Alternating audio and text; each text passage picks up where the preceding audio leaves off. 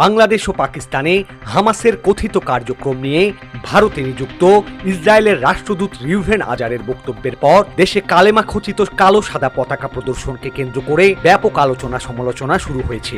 এই ঘটনাকে ঘিরে রাজনৈতিক দল, নিরাপত্তা বিশ্লেষক, কূটনীতিক ও আইন শৃঙ্খলা রক্ষাকারী বাহিনীর মূল্যায়নে স্পষ্ট ভিন্নতা দেখা দিয়েছে।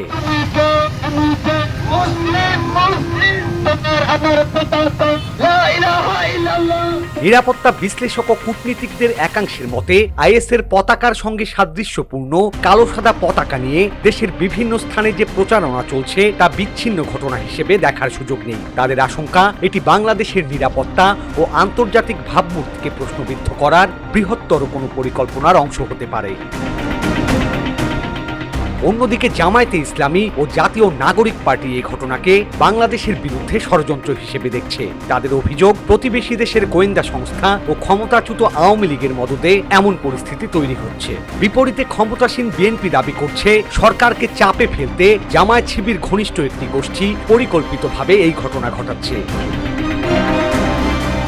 সম্প্রতি হেফাজত ইসলামের নেতা মুফতি হারুন ইজহার বিশ্বকাপ ফুটবল উপলক্ষে বিভিন্ন দেশের জাতীয় পতাকার পরিবর্তে কালেমা খচিত পতাকা ওড়ানোর আহ্বান জানান। এরপর দেশের বিভিন্ন স্থানে মিছিল করে এ ধরনের পতাকা টানানোর ঘটনা দেখা যায়। সব জায়গায় কালেমার পতাকা লাগাই দিবেন, সব জায়গায় যদি জঙ্গিবাদ হয়ে থাকে তাহলে আর্জেন্টিনা আর ব্রাজিল এসব পতাকা নামাইতে হবে।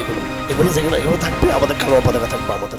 ঢাকার যাত্রাবাড়ির ফরিদাবাদে অবস্থিত জামিয়া আরাবিয়া ইমদাদুল উলুম আরবি ইউনিভার্সিটির শিক্ষক মোহাম্মদ আমিনুল হক সাদকা প্রজেক্টের নামে 10,000 কালেমা খচিত তৌহিদি পতাকা সারা দেশে বিতরণের ঘোষণা দেন। তিনি জুলাই বিপ্লবী কাফেলা নামের একটি ফেসবুক পেজের অ্যাডমিন।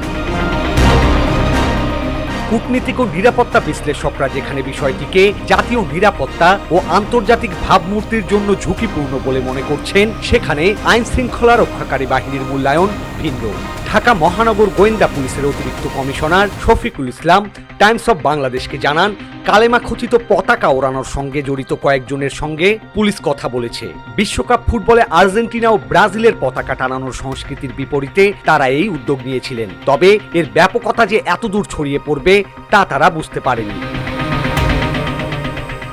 আহ্বানকারীরা ইতিমধ্যে সেই অবস্থান থেকে সরে এসেছে। ডিবির তদন্তে এখন পর্যন্ত কোনো জঙ্গি গোষ্ঠীর সম্পৃক্ততা বা বিদেশি অর্থায়নের তথ্য পাওয়া যায়নি।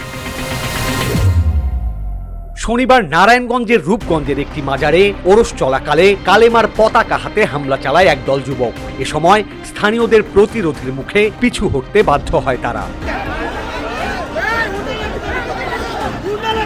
এমন পরিস্থিতিতে নিরাপত্তা বিশ্লেষকদের মতে আঞ্চলিক ভূরাজনীতির বাস্তবতায় বাংলাদেশ নানা পক্ষের স্বার্থের কেন্দ্রবিন্দু।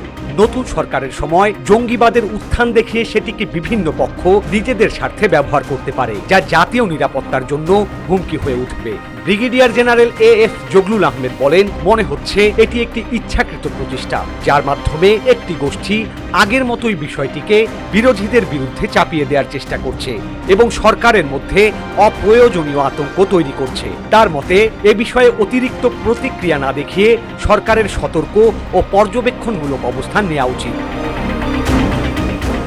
সাবেক কূটনীতিকরা বলছেন, আইএসের পতাকার আদলে কোনো পতাকা নিয়ে উন্মাদনা তৈরি হলে তা আন্তর্জাতিক অঙ্গনে বাংলাদেশের ভাবমূর্তি ক্ষতিগ্রস্ত করবে। এর ফলে বিদেশি বিনিয়োগ ও রপ্তানি খাত ক্ষতির মুখে পড়তে পারে। জামায়াতে ইসলামীর কেন্দ্রীয় নির্বাহী পরিষদের সদস্য শফিকুল ইসলাম মাসুদ বলেন, অতীতে আওয়ামী লীগ জঙ্গিবাদের আতঙ্ক দেখিয়ে রাজনৈতিক সুবিধা নিয়েছে এবং আন্তর্জাতিক মহলে প্রচার করেছে যে তারা ক্ষমতায় না থাকলে বাংলাদেশে জঙ্গিবাদ বাড়বে। তার দাবি, এখনো একই বয়ান প্রতিষ্ঠার চেষ্টা চলছে। সহজ সরল ধর্মপ্রাণ মানুষকে বিভ্রান্ত করতে বিশেষ সংস্থার মাধ্যমে অর্থায়ন ও প্ররোচনার অভিযোগও করেন তিনি। এনসিপির রাজনৈতিক পর্ষদের সদস্য আতিকুর রহমান মুজাহিদ বলেন, বিশেষ রঙের পতাকায় কালেমার ব্যবহারের বিষয়টি দেশবিরোধী ষড়যন্ত্র। তার অভিযোগ, ক্ষমতাচ্যুত আওয়ামী লীগ ও ভারতের যৌথ পরিকল্পনার অংশ হিসেবে দেশে জঙ্গিবাদ রয়েছে এমন ধারণা প্রতিষ্ঠার চেষ্টা চলছে। অন্যদিকে বিএনপি এ ঘটনার জন্য জামায়াতকে দায়ী করছে। দলটির চেয়ারপারসনের উপদেষ্টা ফজলুর রহমান বলেন, কালেমা খচিত পতাকা নিয়ে যারা মিছিল করেছে তারা নিষিদ্ধ সংগঠনের কর্মী। তার অভিযোগ, সরকারকে চাপে রাখতে একটি মৌলবাদী দল হিজবুত তাহরিরকে ব্যবহার করে বাংলাদেশকে জঙ্গি রাষ্ট্র হিসেবে উপস্থাপনের চেষ্টা করছে। যারা বাংলাদেশকে আফগানিস্তানের মতো রাষ্ট্রে পরিণত করতে চায় তারাই রাজনৈতিক পরিস্থিতি উত্তপ্ত রাখতে এ ধরনের কর্মসূচি নিয়েছে। বিএনপির ভাইস চেয়ারম্যান শামসুজ্জামান দুদু বলেন, এ ঘটনার পেছনে জামায়াতে ইসলামী ও ইসলামী ছাত্র শিবিরের সম্পৃক্ততা রয়েছে। তার দাবি, 2024 সালের 5ই আগস্টের পর একটি ধর্মান্ধ গোষ্ঠী ধর্মকে ব্যবহার করে মব সংস্কৃতি চালু করেছিল। এখন সেই গোষ্ঠী দেশকে অরাজকতার দিকে ঠেলে দিতে এবং বিএনপি সরকারের বিরুদ্ধে মাঠে নেমেছে। কালেমা খচিত পতাকা ওড়ানোর আহ্বানকারী মুফতি হারুন ইজহার টাইমসকে বলেছিলেন, ভিনদেশি পতাকা ওড়ানো দৃষ্টিকটু।